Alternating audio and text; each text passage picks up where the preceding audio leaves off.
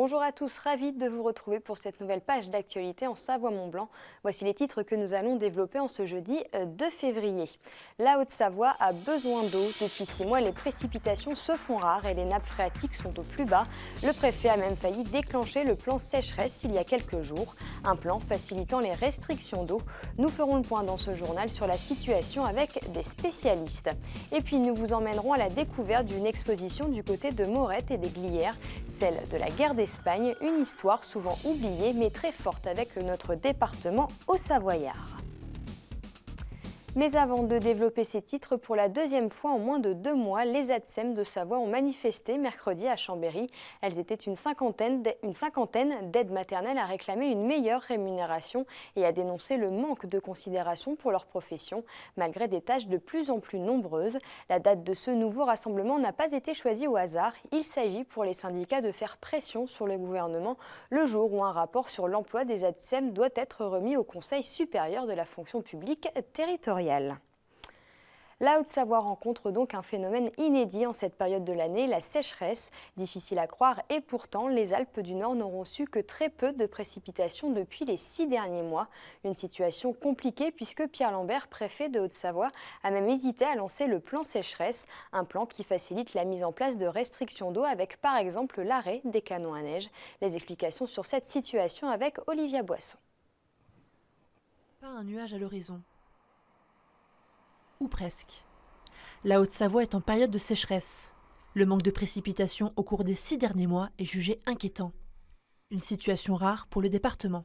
Le mois de décembre notamment qui était quand même tout à fait exceptionnel puisque sur une grande partie des Savoies et notamment sur la Haute-Savoie, en fait on n'a pas eu de précipitations. Il y a des endroits où il est tombé quelques gouttes, ou 3 fois rien, mais c'est 0 mm d'eau qui est tombé. Ce déficit de précipitation est d'environ 40%. Au-delà du manque de neige sur les sommets, les domaines de basse altitude sont eux aussi touchés. La sécheresse, elle se sent sur le niveau des cours d'eau qui est quand même très bas par rapport à ce qu'on a d'habitude à cette période de l'année, quoi. Et après, sur l'altitude, c'est vrai que le sol est blanc, vu de loin, mais les quantités ne sont pas là. Et donc c'est un déficit d'eau qu'on va retrouver en montagne plutôt après, au printemps. Avant l'arrivée du printemps, un phénomène climatique est censé se produire, la période de recharge. Elle est habituellement située entre les mois de novembre et de mars. C'est la période où il y a souvent de la pluie et où la végétation aussi n'absorbe pas d'eau. Donc l'eau va directement dans le sol et dans les nappes phréatiques s'il pleut suffisamment. En attendant ces fortes précipitations, il est conseillé de faire attention à sa consommation d'eau. C'est mieux quand même de faire attention pour éviter de tirer sur les nappes phréatiques, puisqu'elles ont tendance à ne pas se recharger beaucoup en ce moment, alors qu'on est en période de recharge. Et donc plus on va tirer sur les nappes phréatiques maintenant, et plus on risque d'avoir des manques si la sécheresse continue en été. Pierre Lambert, le préfet de la Haute-Savoie, n'a pour l'instant pas pris d'arrêté sécheresse, d'ordinaire utilisé pendant l'été. Il n'a pas non plus souhaité répondre à nos questions en raison de l'épisode de Redoux actuel. Les vacances scolaires débutent vendredi pour la zone C. Elles s'étaleront jusqu'au 4 mars prochain. Et à l'approche de l'arrivée de ces premiers vacanciers, l'Observatoire Savoie-Mont-Blanc Tourisme annonce un taux d'occupation prévisionnel en progression avec 76% d'occupation, soit une augmentation de 4 points par rapport à l'an passé dans les 112 stations qu'il regroupe. Une bonne nouvelle pour les stations après un début de saison difficile dû au faible enneigement. Pour rappel, les vacances de février représentent 35% du volume total des nuitées de la saison. Dernier épisode de notre série consacrée à l'ancien hôpital de Chambéry. Vous le savez, il sera démoli à partir du mois d'avril, mais avant, Georges Rousse, photographe et plasticien, a investi les lieux. L'artiste met en place une œuvre en anamorphe dans le hall d'accueil, une installation visible à partir de mi-février. Jean-Paul Crespi a rencontré l'artiste. Dans sa pratique artistique, le photographe plasticien Georges Rousse privilégie les lieux hors du temps, les maisons oubliées et les bâtiments voués à être transformés ou à disparaître, des lieux de solitude chargés d'histoire. Il attache une importance primordiale à l'ambiance dégagée par le lieu et c'est véritablement une rencontre qui s'opère à chaque installation. En 2008, les Halles de Chambéry lui avaient ouvert ses portes avant leur transformation pour la réalisation de 3 œuvres monumentales. J'aime transformer les lieux, j'aime leur redonner, même si c'est pendant quelques semaines, j'aime leur redonner une histoire nouvelle à partir de ce qui a été. D'un seul coup, pof, ça devient une autre histoire. Quelquefois aussi le départ d'une utopie ou quelque chose comme ça. Le travail de Georges Rousse opère à la limite de la peinture, de l'architecture, de la sculpture, de l'installation, de la photographie et de l'illusion. Et le travail de Georges Rousse trompe l'œil et le regard. Dans ce jeu d'illusions auquel nous soumet l'artiste, le recours à la photographie met en scène toutes les ambiguïtés de l'œuvre. Pour moi, la photographie est réussie quand l'installation correspond plus ou moins au projet que j'ai décidé pour cet espace. Mais surtout quand au moment de la prise de vue, je vais avoir la lumière qui va révéler l'espace et qui va montrer de façon évidente et lumineuse la superposition de mon installation sur un espace déjà existant.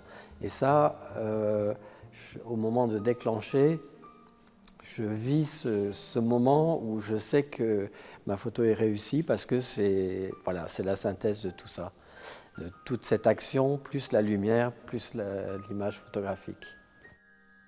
En utilisant l'architecture, l'espace et la lumière, Georges Rousse bouscule les codes, se joue des dimensions et des couleurs que seule la photographie restitue. Dans l'ancien hall d'accueil de l'hôpital, il nous invite à entrer dans son univers, un monde bousculé où l'homme est encore présent, où la vie passée est encore perceptible. Culture toujours, mais espagnole cette fois-ci. De juillet 1936 à 1939, la guerre d'Espagne oppose nationalistes et républicains. Elle prend fin avec l'établissement de la dictature de Franco.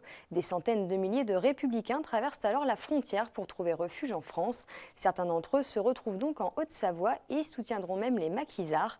Une histoire un peu oubliée, remémorée aujourd'hui à travers une exposition à découvrir à Morette et aux Glières. Fanette de Buisson. C'était le 19 août 1944. Annecy est libérée de la force nazie par la résistance. Parmi les libérateurs, les républicains espagnols. Depuis 1937, les familles ayant fui la guerre et le franquisme sont nombreuses dans le département. Les hommes reprennent les armes auprès des résistants français en 1942. Parmi eux, Miguel Vera. Ses fils sont présents en cette journée de vernissage. Beaucoup d'émotions parce que ça me rappelle ces moments difficiles, très difficiles. J'en ai même un peu les larmes aux yeux. Quand ils savaient qu'ils avaient découvert l'identité qu'ils avaient mis à leur carte, à la dernière carte d'identité, ils en faisaient d'autres. Parce que comme lui, il était toujours sur Annecy, et ils étaient obligés de lui faire des fausses cartes d'identité pour pouvoir circuler et puis pas se faire prendre, quoi. Miguel Vera formera avec 55 autres républicains la section Hébro aux Glières. Tom Morel leur confie la défense de la partie la plus vulnérable du plateau, l'accès du côté de la vallée du Borne. Il participe surtout à la construction de l'esprit des Glières. Quand Tom Morel a été nommé chef de tous les maquis de la Haute-Savoie, et avec la mission de monter au plateau des Glières pour réceptionner les armes promises par les Alliés, il a tout de suite fait appel à eux, qui étaient des combattants qui savaient manipuler les armes et ils avaient l'expérience de la guerre d'Espagne, des hommes aguerris à la guerre. Ils avaient tous le même idéal, c'est de lutter contre le nazisme, pour la liberté. La Haute-Savoie les a accueillis, ils se sont engagés dans des chantiers, dans du travail, et en même temps ils se sont trouvés confrontés à la notion de résistance encore et toujours. Et les Glières illustrent parfaitement cette résistance de communautés différentes, d'origines différentes, de politiques différentes, de religions différentes. Et cet esprit des Glières, ici, accueillant les Espagnols et bien d'autres, nous le recommémorons aujourd'hui et c'est vraiment une contribution importante du conseil départemental pour illustrer le bien-vivre, le collectif qu'on a envie d'ériger en règle aujourd'hui. Dans la nécropole nationale, 9 républicains espagnols sont inhumés auprès des autres maquisards. Tous ont porté le même idéal, vivre libre ou mourir. Pour s'en souvenir, l'exposition est à découvrir jusqu'à cet automne sur le plateau des Glières et à Morette. On termine ce journal avec des images de sport. Les championnats du monde de ski débuteront le 6 février prochain en Suisse et les Français sont à l'entraînement. Victor Muffat-Jandé, Jean-Baptiste Grange, Steve Missillier et Mathieu Fèvre étaient au Saisy ce jeudi à presque 4000 mètres d'altitude. Improbable, direz-vous? Eh bien non, ils étaient dans une salle hypoxique qui reproduit les conditions de haute altitude. Cela permet aux skieurs d'habituer leurs organismes à un environnement où l'oxygène est rare. Les images sont signées Sébastien Germain et le reportage complet dans le JT de vendredi. C'est la fin de cette édition. Merci à tous de l'avoir suivi. Juste après, vous retrouvez Solidarité. Fanette de Buisson vous emmène à la conserverie solidaire de Cognin. N'oubliez pas notre site internet 8montblanc.fr. Demain, vous aurez le plaisir de retrouver Olivia Boisson pour le JT. Belle soirée et à bientôt pour encore plus d'actu en Savoie-Mont-Blanc.